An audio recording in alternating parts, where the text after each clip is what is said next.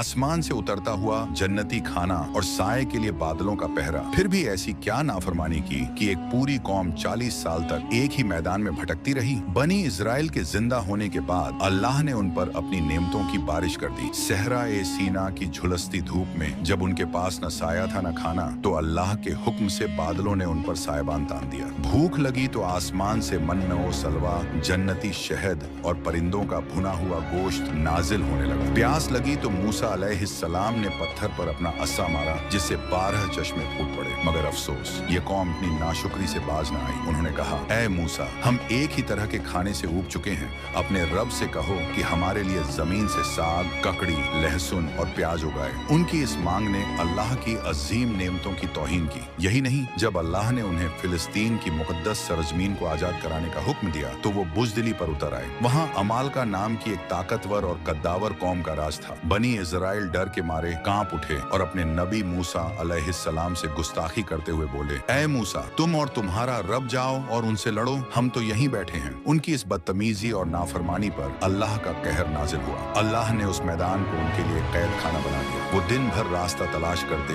मीलों चलते, मगर शाम को घूम फिर कर वापस उसी जगह पहुंच जाते जहां से सुबह चले थे। 40 साल तक वो उसी मैदान तीह में भटकते रहे। इस लंबे अरसे में वो बूढ़ी नस्ल जिसने नाफरमानी की थी वहीं खत्म हो गई। इसी दौरान अल्लाह के 2 अजीम पैगंबरों हजरत हारून और फिर हजरत मूसा अलैहिस्सलाम का विसाल हो गया। मूसा अलैहिस्सलाम ने आखिरी वक्त में अल्लाह से दुआ की थी कि उन्हें मुकद्दस सरजमीन के करीब मौत आए। लेकिन मूसा अलैहिस्सलाम के बाद बनी इजराइल का क्या हुआ? वो कौन सा जाबांज सिपाही था जिसने आखिरकार उस मुकद्दस सरजमीन को फतह किया? और क्या है हजरत यूसुफ अलैहिस्सलाम का वो मौजज़ा जिसने सूरज को भी ठहरने पर मजबूर कर दिया? जानने के लिए देखिए अगला पार्ट।